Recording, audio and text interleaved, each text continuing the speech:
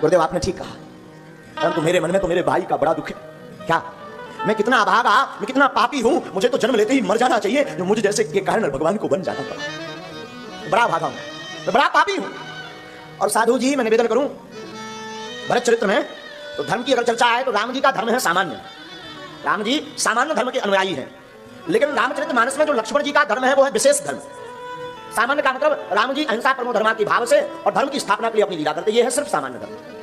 लेकिन रामायण में लक्ष्मण जी का धर्म विशेष धर्म है। जब राम जी बन जाने लगे तो लक्ष्मण जी जाने लगे, तो राम जी लक्ष्मण जी से कहते भैया तुम घर पर रहो, लक्ष्मण जी कहते नहीं हम नहीं रहेंगे।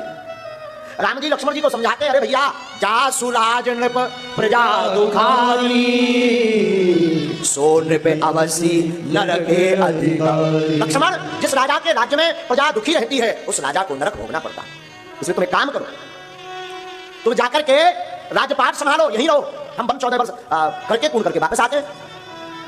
लेकिन राम जी कहते प्रभु हमारा तो कोई है ही नहीं। लक्ष्मण जी कहते प्रभु हमारा तो कोई है नहीं। राम जी कहते माता जी है, कैसी बात करते, माताएं हैं, माताओं की सेवा करना। लेकिन लक्ष्मण जी चरण पकड़ लेते राम जी के, देखिए विशेष धर्म है लक्ष्मण जी का। लक्ष्मण जी चरण पकड़ लेते राम जी के, और चरण पकड़ करके लक्ष्मण जी कहते हैं मोरे गुरु पितु, आप सब कुछ है, मोरे सब है, एक तुम स्वामी, आप हमारे माता हैं, पिता हैं, गुरु हैं, आप हमारे सब कुछ हैं। अरे हमारी तो माता जी ने भी आज्ञा दे दी कि तुम्हारे माता पिता राम हैं, अब आप ही हमारे सब कुछ हैं। तो हम हैं सेवक, आप हैं स्वामी। देखो प्रभु हम ठहरे सेवक, आप जैसा कह देंगे हमें वैसा मानना अनिवार्य है। सेवक सोई जो करे सेवकाई, सेवक का धर्म है स्वामी की आज्ञा का पालन करना। और प्रभु बुरा मत मानना, आप अगर आज्ञा दे देंगे तो ये लक्ष्मण भाई आपका रुक तो जाएगा, और जिस क्षण आप अयोध्या छोड़ करके जाओगे इस भाई के प्राण भी निकल जाएंगे और आपके पीछे पीछे प्राण चल पड़ेंगे।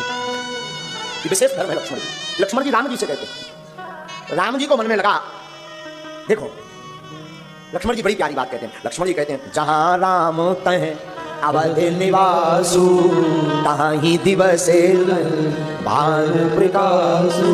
प्रभु जहां राम जी हैं वहीं अयोध्या है, और जहां अयोध्या है वहीं हमारे प्रभु हैं, वहीं ये सेवक है, लक्ष्मण है। इसलिए प्रभु हम आपको छोड़कर कहीं नहीं जा सकते। जब लक्ष्मण जी अपनी माँ के पास आज्ञा लेने गए तो आज्ञा मांगी नहीं। अब तो भैया हमने सुना है कि लक्ष्मण की माँ ने लक्ष्मण से कहा बेटा तू भागा, यहाँ क्यों भगा चला आया, जा राम जी के साथ जा, मेरी तो पहले ही आज्ञा है, तुझे तो प्रसन्न होना चाहिए, तेरे भाग्य से ही राम जी बन जा रहे ताकि तुझे सेवा का मौका मिले। लक्ष्मण की माँ कहे, लक्ष्मण जी की माँ कहती लक्ष्मण तेरे भाग्य हो भाग्य है, तो तेरे भाग्य से ही आज जो है राम जी बन जा रहे। तो राम जी का धर्म है सामान्य धर्म, और लक्ष्मण जी का धर्म है विशेष धर्म। लक्ष्मण का विशेष धर्म है, भरत जी का विशेषतर धर्म है, इससे ऊपर का। लक्ष्मण जी से श्रेष्ठ धर्म है भरत जी का। और आपको सुनकर के आश्चर्य लगेगा दयालु, भरत जी से ऊपर अगर किसी ने धर्म निभाया तो वो शत्रुघ्न जी ने निभाया। शत्रुघ्न जी का धर्म है विशेष उत्तम धर्म। लक्ष्मण जी की तो अद्भुत शरणागति, राम जी सामान्य धर्म का अनुसरण करते। भरत जी के धर्म की चर्चा याद है, जब लक्ष्मण जी राम जी के साथ चले गए, और भरत जी का धर्म है विशेषतर धर्म। भरत जी का धर्म है ब्रजांगनाओं की भांति, जैसे ब्रजांगनाएं प्रभु की याद में जीवन जीती रही, वैसे हमारे भाई भरत की याद में, भरत जी राम जी की याद में जीवन जीते रहे। ब्रजांगनाओं का धर्म था तत्व सुख सुखत्तम, जिसमें प्रभु आपका आनंद हो उसी में हमारा आनंद है। ये ब्रजांगनाओं का धर्म था।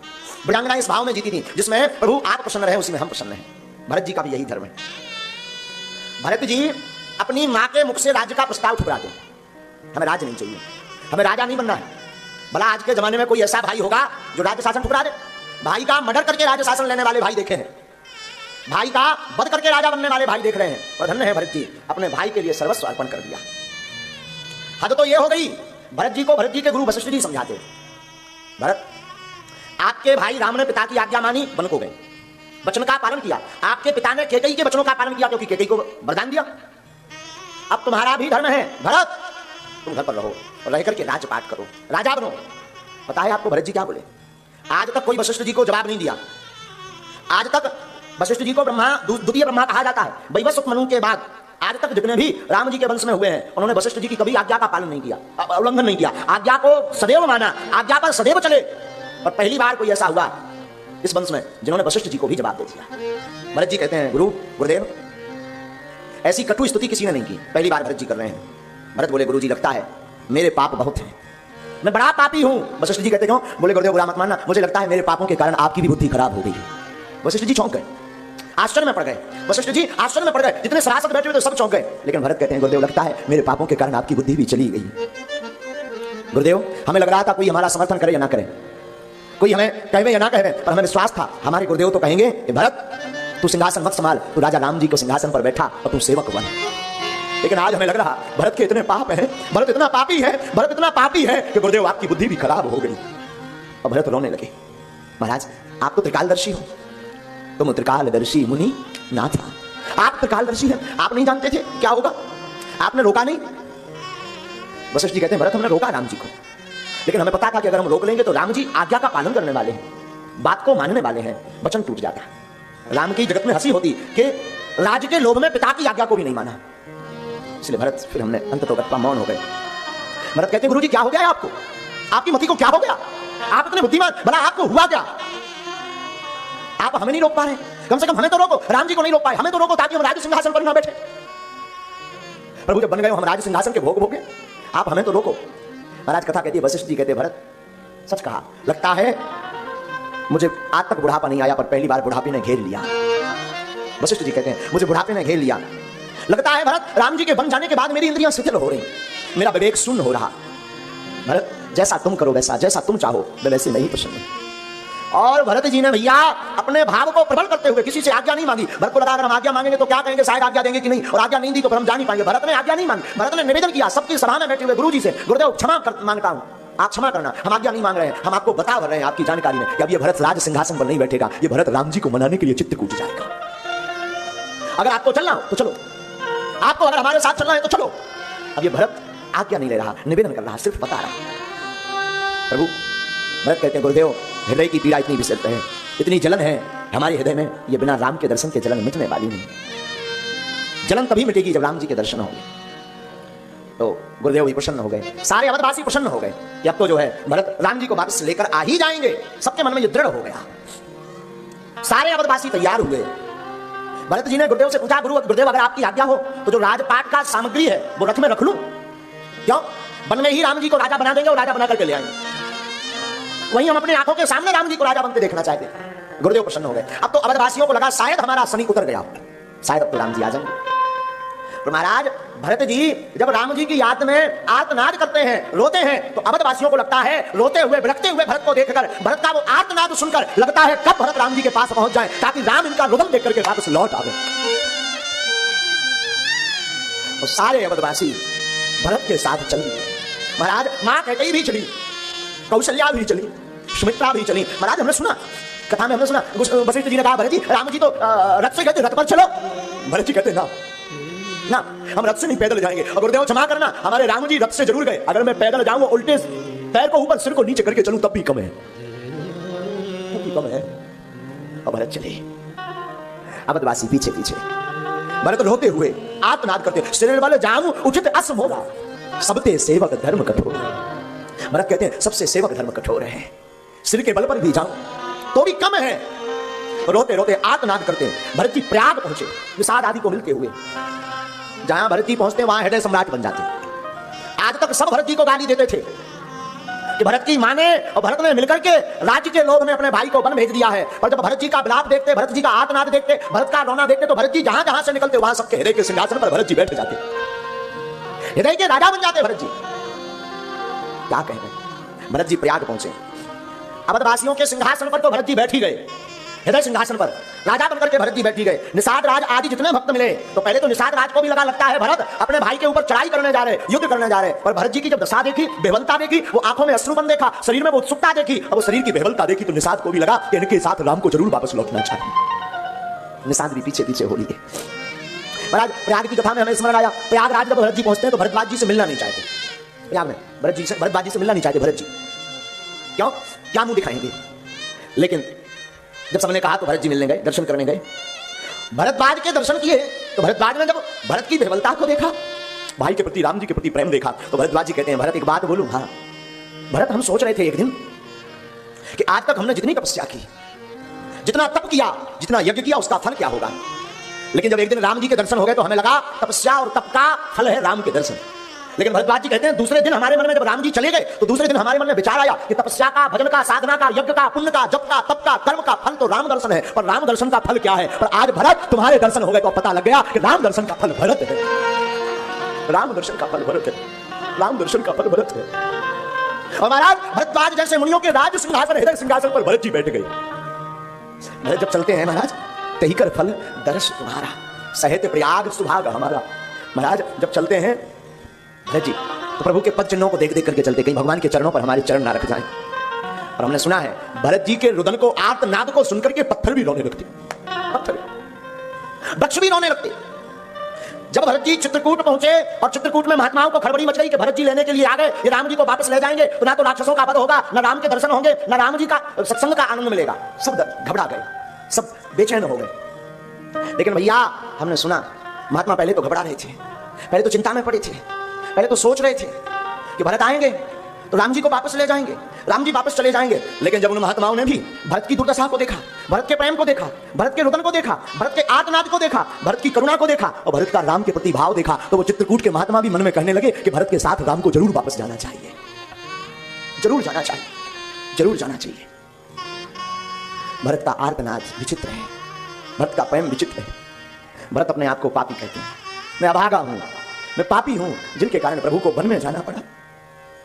महाराज जहां जहां से भरत निकलते हैं वहां के पत्थर के शिलाब खंड भी रोने लगते, वहां की भूमि भी रुदन करने लगती, वहां के पेड़ पौधे भी रोने लगते भरत जी की दशा को देखकर।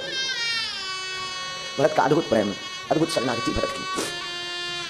भरत जी जब चित्रकूट के वन में पहुंचे तो भरत जी दोनों हाथ उठा करके हा राम, हे भाई राम, भैया राम, हे भैया राम, हे भैया राम, हा राम कहकर के जब पुकारते, उच्चारण करते, तो महाराज चित्रकूट धाम की जितनी शिलाखंड है, बड़े बड़े शिलालेख, बड़े बड़े पहाड़, जैसे ये भरत के आर्तनाद को सुनते तो सब पिघल जाते। भरत की करुणा को सुनकर सब पिघल जाते, सब मौन बन जाते, सब बहने लगते, सब मानो रस बन गए हो, सब मानो जल बन गए हो, सब मानो किसी ने इनको तपा दिया हो। जब भरत दोनों हाथ उठा करके रोते, छाती पीटते, कभी भरत, कभी चिल्लाते, कभी वृक्षों की तरफ भरत देखते, भैया राम, भैया राम, भैया राम, शिलाखंड रोने लगते। इतनी बेबल दशा को देख करके सारे चित्रकूटवासी, बड़े बड़े अमरात्मा विमलात्मा महात्मा जो राम जी के दर्शन के लिए तरसते थे, और इस आर्तनाद को सुनकर के जबरदस्ती लोगों को कहते जल्दी चलो, जल्दी चलो, वरना ये प्राण त्याग देंगे भरत, वरना भरत प्राण त्याग देगा, जल्दी ले चलो इन्हें, जल्दी दर्शन कराओ, जल्दी ले चलो इन्हें, जल्दी ले चलो इन्हें। तो भरत आर्तनाद करते हुए राम जी से मिलने को जाते। साधु जी एक बात बोलूं, मुझे स्मरण आती है, भाई हो तो भरत जैसा, प्रेम हो भाई के प्रति तो भरत जैसा, अद्भुत प्रीति भरत की। भरत जी गए, हमने एक महापुरुष के मुख से सुना कि भरत जी सीधे नहीं गए। भरत जी को पता लगा कि भगवान को मिलने का रास्ता ये है, तो भरत जी जो जिस पर्वत पर भगवान राम जी विराजमान थे उसके ठीक विपरीत दिशा से गए, उल्टे। भगवान जिस तरफ मुख किए तो उस तरफ से नहीं, जहां से भरत जी ने सोचा कि हमें प्रभु देख ना पाए। क्यों? भरत को लगा कि हम प्रभु को अपना मुख नहीं दिखा पाएंगे, तो भरत उल्टे गए। जाकर के जैसे भरत जी पहुंचे, इधर लक्ष्मण जी चर्चा करते हैं कि लगता है भरत युद्ध करने आ रहे हैं। राम जी समझाते हैं, भरत ही हो ही ना राजमद। राम जी समझाते हैं लक्ष्मण को, लक्ष्मण हमें भरोसा है, राजपाट का मद किसी को हो सकता, पर मेरे भाई भरत को नहीं हो सकता, मेरे भाई भरत को राजमद नहीं हो सकता। जिसके जीवन में राम हो, जिसके जीवन में सर्वस्व राम हो, उसे अपमान नहीं आ सकता। अपमान उसे आता जो अपने आप को कुछ मानता हो, जिसका अपना खुद का हो उसे अपमान आता। जिसके जीवन में सिर्फ राम हो वो अपमानी हो ही नहीं सकता। भरत ही हो ही ना राजमद, राजमद। राम जी समझाते लक्ष्मण भरत को राजमद नहीं हो सकता। और महाराज चर्चा ऊपर चल ही रही थी कि भरत जी ने पीछे से आकर के, दौड़ कर आकर के प्रभु को प्रणाम करना चाहा, और हमने महापुरुष के मुख से सुना पीछे से भरत जी ने प्रणाम करना चाहा ताकि हम प्रभु को मुख ना दिखाएं, सीधे चरणों में लेट जाए, क्योंकि मैं अभागा हूं, मैं पापी हूं, मेरे कारण प्रभु को बनाना पड़ा, और मैं सीधे मुस्कुराता हुआ चेहरा दिखाऊंगा या आंखों के आंसू दिखाऊंगा तो भगवान समझेंगे ये नाटक कर रहा, पागल बना रहा, बुद्धू बना रहा, ना जाने क्या सोचेंगे। तो भरत जी ने सोचा मैं उल्टा जाऊं, सीधे चरण पकड़ लूंगा, और जब तक नहीं छोड़ूंगा जब तक वो माफ नहीं कर देंगे। और महाराज साधु जी आप विराजमान में, महाराज हमने सुना कि राम जी ने भी विचार किया कि अगर हम सीधे जाएंगे और सीधे अगर भरत जी मिल जाएंगे तो हम कैसे भरत को अपना मुंह दिखाएंगे कि हमारे कारण भरत को इतना कष्ट सहना पड़ा, हमारे कारण भरत को अकेले राजपाट संभालना पड़ रहा है, तो भरत को बड़ा दुख होगा। राम जी ने भी विचार किया हम भी उल्टे जाकर के भरत को सीधा जकड़ लेंगे, भैया भरत कैसे हो। और इधर से भरत भागे उल्टे तरफ से, और राम जी भी उल्टे तरफ से दौड़े, ऊपर से राम जी दौड़े, नीचे से भरत जी दौड़े, और दोनों का आमना सामना हो गया। भरत चरणों में गिर पड़े, भरत चरणों में गिर पड़े, भगवान मिलते हैं। भरत कहते हैं प्रभु हार ही खेल जीता वही वो। भरत को पता है ये वही राम जी हैं। राम जी और भरत जी जब बचपन में लीला करते थे, खेलते थे, तो भरत जी कहते हैं प्रभु हम भले ही हार रहे हो पर आप हमें जिता देते थे, जिता देते थे। भगवान भरत कहते हैं प्रभु आप चलो वापस, रोते हैं, आर्तनाद करते हो, खूब समझाते राम जी। उसी समय जनक जी भी आते, जनक जी भी आते, राम जी सबको मिलते, सबसे पहले मां कैकेयी को मिलते हैं जिन्होंने वनवास लिया। देखो ये राम की सुंदरता, हमारे प्रभु राम यही तो जीना सिखाते। आपके घर में कोई दुश्मन आए ना और एकदम भीड़ के साथ आए, हमें लगता है सबसे पहले उसी से मिलो, उसके अंदर का मलाल मिट जाएगा। राम जी के पास तीनों माताएं आई। राम जी वैसे कौशल्या को प्रणाम करना चाहिए, पर धन्य है राम जी की सुंदरता। राम जी सबसे पहले मां कैकेयी को प्रणाम करते, पहले मां कैकेयी को मिलते, और कैकेयी आज आंखें नहीं मिला पा रही। सफेद साड़ी, वो राम को जटाओं में देखा, वो राम के बलकल मस्त, लेकिन राम जी के चेहरे पर कोई मलिनता नहीं, राम जी के चेहरे पर, मुख पर ऐसी कोई आभा नहीं कि हमें बड़ा दुख हुआ, माने ऐसा क्यों किया। राम जी जब कैकेयी को मिले तो मुस्कुराते हुए मिले। माँ कैकेयी आंखें उठा करके नजरें नहीं मिला पा रही। राम जी सबको प्रणाम करते, गुरुदेव को प्रणाम करते, माताओं को प्रणाम करते, सब बैठते, भरत जी चर्चा करते। चलो, राम जी कहते नहीं, तुम जाओ, तुम राजा बनो। भरत कहते प्रभु भैया मैं कैसे बन पाऊंगा राजा, एक काम करो, हम वनवास जाते हैं, आप अयोध्या का राज संभालो। हम वनवास जाते हैं, आप अयोध्या का राज संभालो, हम और शत्रुघ्न। भरत जी कहते भैया हम और शत्रुघ्न दोनों वनवास 14 वर्ष करते हैं, 14 नहीं 28, तुम राज संभालो। राम जी कहते भैया पिताजी ने हमें वन जाने को कहा, तुम्हारा पिता तो है नहीं, तुम रहो। भरत जी का जो धर्म है विशेषतर धर्म है। अंत में जनक जी भी आते हैं, राम जी सबको पूछते हैं बताओ क्या करना चाहिए, पर भरत जी की आर्तनाद को देख करके सब कहते हैं भरत की बात मान लेनी चाहिए। जब राम जी मना कर देते हैं तो भरत रोने लगते हैं, और रोते ऐसे नहीं है, आंखें भर आती हैं, आंखों में डबडबा करके पानी भराता भरत के, और भरत आर्तनाद बड़े जोर जोर से करने लगते हैं। और जोर जोर का आर्तनाद सुनकर के सारे जितने अयोध्यावासी हैं वो भी कहते चलना चाहिए। गुरु जी की तरफ देखा, उन्होंने भी कहा भरत की तरफ देख करके राम तुम्हें जाना चाहिए वापस। और महाराज जनक ने भी कहा, अगर कोई हमसे मत पूछे तो जनक भी कहते हैं कि राम राघव तुम्हें वापस जाना चाहिए। विचित्र बात तो ये, वोटिंग का जमाना नहीं था, राम जी के पक्ष में कोई नहीं, सब विपक्ष में। राम जी आपको अयोध्या वापस लौटना चाहिए। अरे राम जी के 2 वोट ऐसे थे जो कभी विपक्ष में नहीं गए, एक जानकी जी एक लक्ष्मण भैया, ये कभी विपक्ष में नहीं गए, ये सदैव राम जी के पक्ष में रहे। और जब राम जी ने इनको भी पूछा कि कहो लक्ष्मण क्या करना चाहिए, बताओ जानकी क्या करना चाहिए, तो इन दोनों ने भी भरत जी के पक्ष में वोट डाला और राम जी से कहा कि आपको वापस अयोध्या जाना चाहिए। कुशल है वोटिंग का जमाना। राम जी ने मनी मन सोचा कि कुशल है वोटिंग का जमाना नहीं है, नहीं तो आज तो जमानत जब्त हो जाती। हमारी वोटिंग विपक्ष, हमारी वोट विपक्ष में, हमारी अर्धांगिनी ने भरत जी के पक्ष में वोट दे दिया, हमारी अभिनंदन ने लक्ष्मण जी ने दूसरे पक्ष में वोट दे दिया। अंत में राम जी ने भरत से ही पूछा, भरत निर्णय तुम्हें करना है। राम जी बोले निर्णय तुम्हें करना है, जो तुम कहोगे अब मैं वो मानूंगा। देवता परेशान हो गए, सावधान हो गए, कहीं भरत ने कह दिया भरत तो आई ही है लेने, और कहीं भरत ने कह दिया चलो, और राम जी अब नहीं रह पाएंगे, अब राम जी चले जाएंगे, राक्षसों का वध नहीं होगा, राक्षस रह जाएंगे और पूरा खेल बिगड़ जाएगा। भरत जी लेकिन सावधान है। भरत जी ने मन में विचार किया कि अगर हम प्रभु को ले गए तो हम तो जीत जाएंगे, लेकिन हमारा प्रेम फिर निष्काम नहीं होगा, हमारे प्रेम में काम की निष्काम नहीं होगा, सकाम हो जाएगा। तो भरत ने मन में विचार किया कि स्वामी को कोई संकोच पड़े, और संकोच में डाल करके कोई भक्त अगर अपने स्वामी से, अपने गुरु से अगर कोई कार्य सिद्ध करवाता है, वह संसार का महाअभागा व्यक्ति है। वो सेवक और वो शिष्य संसार का महाअभागा व्यक्ति है जो अपने गुरु को और अपने स्वामी को संकोच में डाल करके कार्य सिद्ध करवाता है। तो भरत ने विचार किया, हम तो तत्सुख सुखित्वम थोथी बुद्धि वाले हैं, जो अगर ऐसा करूंगा तो सब कोसेंगे। प्रेम भी कोसेगा कि अपने प्रेम के प्रबलता को दिखाने के लिए राम जी को वन से वापस ले आए। तब भरत बोले, जहीं विधि प्रभु प्रसन्न मन होई, जहीं विधि प्रभु प्रसन्न मन होई। भरत जी कहते विधि प्रभु प्रसन्न मन होई, जहीं विधि प्रभु प्रसन्न मन होई। करुणा सागर कीजिए सोई, करुणा सागर कीजिए सोई, करुणा सागर कीजिए सोई, करुणा सागर। भरत कहते भैया जहीं विधि प्रभु प्रसन्न मन होई, जहीं विधि प्रभु प्रसन्न मन होई। भरत जी कहते प्रभु जिसमें आपका मन प्रसन्न हो गए सोई करो। वो सेवक अभागा है जो अपने स्वामी को संकोच में डाल करके कोई काम करवाए, आपको जो उचित लगे सो करो। भगवान कहते हैं भरत तुम अयोध्या का राज्य संभालो, हम वन के राजा बनते हैं। भरत एक बात बोलते, भैया एक निवेदन करूं? हाँ भैया 14 वर्ष तो ये भरत जैसे तैसे रह लेगा, पर भैया 14 वर्ष के बाद अरे अगर एक भी दिन व्यतीत हुआ तो ये भरत जिंदा नहीं रहेगा। बस बस भरत कहते हैं भैया हम 14 वर्ष तक तो कहने प्रकार किसी भी विधि से रह लेंगे, पर याद रखना प्रभु स्वामी, याद रखना 14 वर्ष के बाद अगर एक भी दिन आप नहीं आए तो भरत को जीवित नहीं पाओगे, जीवित। भरत की बात सुनकर के प्रभु की भी आंखें डगमगा गई।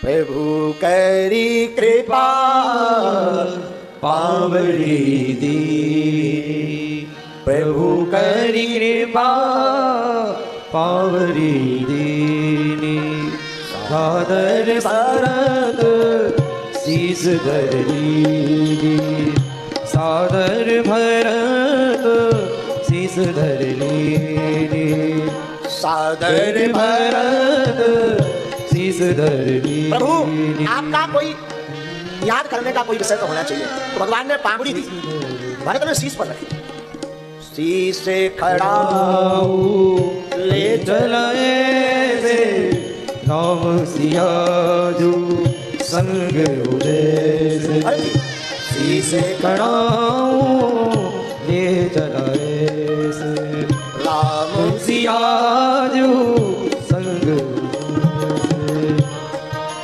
वैसे तो वनवास राम जी को मिला, पर भरत जी जब वापस आए तो भरत ने राज पोशाक त्याग दी महाराज, और 14 वर्ष तक भरत जी बलकर वस्त्र पहने, बलकर वस्त्र 14 वर्ष तक। भरत जी ने मन में विचार किया कि राम जी तो रहेंगे झोपड़ी में, राम जी तो रहेंगे साथरी के ऊपर शयन करेंगे, झोपड़ी में रहेंगे, पर भरत धन्य है, सेवक वही है जो सेवक स्वामी से अत्यधिक कठोर परिश्रम करे, शिष्य वही है जो गुरु से ज्यादा मेहनत करे, वही शिष्य है, सेवक भी वही है जो स्वामी से ज्यादा मेहनत करे। तो भरत जी ने मन में विचार किया कि हमारे प्रभु तो वन में रहेंगे झोपड़ी में, और अगर हम भी झोपड़ी में रहेंगे तो समानता हो जाएगी। भरत जी राजपाट में नहीं रहे, भरत जी झोपड़ी में नहीं रहे, भरत जी ने मन में विचार किया प्रभु रहेंगे अगर झोपड़ी में तो हम जमीन में गड्ढा गाड़ करके रहेंगे, खोद कर, तो 10 फीट का गड्ढा गहरा खोद करके भरत जी राम जी के शयन के लिए तो मां जानकी जी साथरी, साथरी बोले तो नरम नरम सी घास साथरी बिछाती, उस पर प्रभु राम जी विराजमान होते, शयन करते, पर भरत ने ऐसा नहीं किया। भरत जी अगर लेटते हैं तो नुकीले वाले बिस्तर पर जिसमें कांटे हैं भरत जी को चुभते हैं, राम जी रहते झोपड़ी में, भरत जी रहते गड्ढे में, राम जी उठते ब्रह्म मुहूर्त में। भरत ने विचार किया राम जी है स्वामी, हमें सेवक, अगर हम भी ब्रह्म मुहूर्त में उठेंगे तो समानता हो जाएगी। राम जी ब्रह्म मुहूर्त में उठते तो भरत जी ब्रह्म मुहूर्त से पहले जब करके स्नान कर लेते। इसका एक कारण और भी है, भरत जी 2 बजे ही उठ करके स्नान कर लेते। 2 कारण है, एक तो स्वामी के पहले जागना चाहिए, दूसरा अगर ब्रह्म मुहूर्त में जगे तो सब जग जाते हैं, कोई अगर हमारा चेहरा देखेगा तो कहेगा यही वो अभागा है जिसके कारण राम जी बन गए। भरत जी पहले, राम जी वन में फल खाते, कंदमूल फल खाते, भरत जी मन में विचार करते कि हम खाएं क्या, कुछ है भी नहीं, तो भरत जी केवल गौ के गोबर में जो जौ निकलते हैं, गाय को गोबर खिलाओ और गाय के गोबर में कुछ जौ निकलते हैं, उन जौ को बीन करके भरत जी गौमूत्र में उबाल करके और पीस करके जो टिक्कर बनता है उसी को पा करके भरत जी रहते हैं। इसलिए भरत का जो धर्म है ना वो विशेषतर धर्म है। राम जी का धर्म सामान्य है, लक्ष्मण जी का धर्म विशेष है, पर भरत जी का धर्म विशेषतर है। और भरत जी दिन रात राम राम रघुपति जपत, राम राम जपते रहते। भरत जी के नेत्रों से कभी आंसू 14 वर्ष में बंद नहीं हुए, कभी नहीं, रोते रहे भरत जी, हर पल भरत जी रोते रहे, कभी आंसू बंद नहीं हुए। भरत जी से कोई मिलने नहीं आता, भरत जी से अगर कोई मिलने आता तो केवल शत्रुघ्न जी।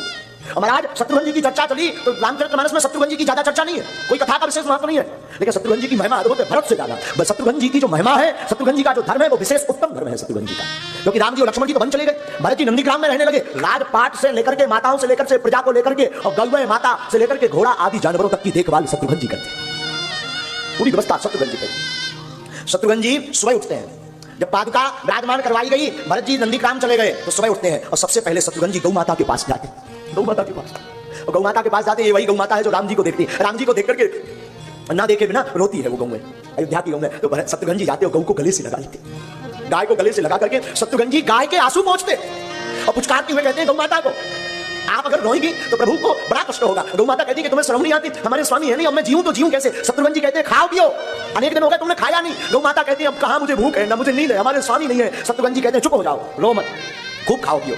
क्यों? शत्रुघ्न जी कहते हैं राम जी 14 वर्ष बाद आने वाले हैं और राम जी आएंगे, और अगर तुम कमजोर हो गई और तुम्हारी स्तनों से अगर दूध नहीं निकला तो राम जी जब राजा बनेंगे, राजाभिषेक आएगा तो उसके लिए फिर कामधेनु गाय माता का दूध मंगाया जाएगा, तुम ऐसे ही बैठे रहोगे। ऐसे गौओं को समझाते शत्रुघ्न जी, माताओं को समझाते शत्रुघ्न जी। माताओं के पास जब शत्रुघ्न जी जाते हैं तो कहते हैं कौशल्या आदि सब रोती हैं, कौशल्या मां को रोते हुए देखते हैं शत्रुघ्न जी, तो मां को समझाते मां रो मत, रो मत, रो मत। जब देखते हैं कि मां बंद नहीं हो रही, चुप नहीं हो रही, तो शत्रुघ्न जी बैठे बैठे कहते हैं मां भूख लगी, क्या भोजन नहीं कराओगी हमें, हमने भोजन नहीं किया, जब से प्रभु बन गए तब से हमने भोजन नहीं किया, मां क्या भोजन नहीं कराओगे। तो मां अपने आंसू पहुंच करके उठती, हाँ अभी लाते हैं। भरत जी कहते मां अब नहीं मुझे खाना, रातू रोबे भला मैं अपना कैसा पेट भर सकूं। शत्रुघ्न जी गौओं को समझाते तुम कंकाल मत बन जाओ, माताओं को समझाते, गौओं को समझाने पर गाय दुगना चारा चरने लगती कि कहीं ऐसा ना हो राम जी जब आएंगे राजा बनेंगे तो कामधेनु गाय का दूध मंगाया जाएगा, तो गौएं खूब खाती हैं, दुगना चारा चरती। शत्रुघ्न जी घुड़साल गाते, घुड़साल में घोड़ों को समझाते, घोड़े रो रहे राम जी के बिना, जिन घोड़ों पर चढ़ करके राम जी गए वो रो रहे, जिन रथ पर निभ करके शत्रुघ्न जी उन्हें समझाते। 14 साल पूरे शत्रुघ्न जी के समझाने में गुजरे भैया। शत्रुघ्न जैसा किसी का धर्म नहीं है रामायण में, न खाए न सोए। अरे और तो ठीक है, घोड़ों को समझाते हुए शत्रुघ्न जी कहते हैं अगर तुम रहोगे तो तुम चल नहीं पाओगे, वजन नहीं रख पाओगे, कल के दिन राम राजा बनेंगे तो किस पर बैठेंगे, तुम अपने शरीर को तंदुरुस्त रखो। और यहां तक कि वशिष्ठ जी को भी शत्रुघ्न जी समझाते, गुरुदेव को भी। शत्रुघ्न रोते अकेले में, अब सबको समझाते हैं कोई रो ना सके, पर शत्रुघ्न जी को भी कभी कभी राम जी की याद आती है, तो शत्रुघ्न जी अकेले में जाकर के फबक फबक करके फूट फूट करके रो लेते। भला किसके सामने शत्रुघ्न जी रोवे, सबको तो समझाने में निकल जाता है, शत्रुघ्न जी अकेले में रो लेते हैं। हमने सुना है साधु जी कैकई से भी उसी भाव से शत्रुघ्न जी मिलते हैं। 14 वर्ष दिन रात शत्रुघ्न जी चींटी तक की सेवा करते हैं, चींटियों तक की सेवा करते हैं, चींटियों से लेकर के माताओं की सेवा करते हैं शत्रुघ्न जी। और एक कथा हम आपको सुनाएंगे तो आपको बड़ा आश्चर्य लगेगा। 14 वर्ष तक शत्रुघ्न जी सबको समझाते रहे। जब राम जी लंका से विजय प्राप्त करके वापस अयोध्या आए और राम राजा बने, तो राम जी ने शत्रुघ्न जी को मथुरा भेज दिया, मथुरा। और जब शत्रुघ्न जी मथुरा रहने लगे तो बड़ी याद आवे राम जी की, लेकिन कभी भी आपको सुनकर के आश्चर्य लगेगा, पूरी राम कथा में कभी भी शत्रुघ्न जी ने राम जी को भर नजर नहीं देखा, भर नजर दर्शन नहीं किया। और मथुरा में जब शत्रुघ्न जी राम जी की याद में रोते हैं, तो मथुरा के चौबे ब्राह्मण शत्रुघ्न जी को राम जी की लीला कर करके दिखा करके राम जी की याद दूर कराते हैं। आज भी अगर रामलीला कहीं की प्रसिद्ध है तो मथुरा की रामलीला प्रसिद्ध है। मथुरा के चौबे रामलीला कर करके शत्रुघ्न जी की याद कराते। तो राम जी का धर्म है सामान्य धर्म, लक्ष्मण जी का धर्म है विशेष धर्म, भरत जी का धर्म है विशेष तर धर्म, पर शत्रुघ्न जी का धर्म है विशेष उत्तम धर्म। सबसे ज्यादा भाव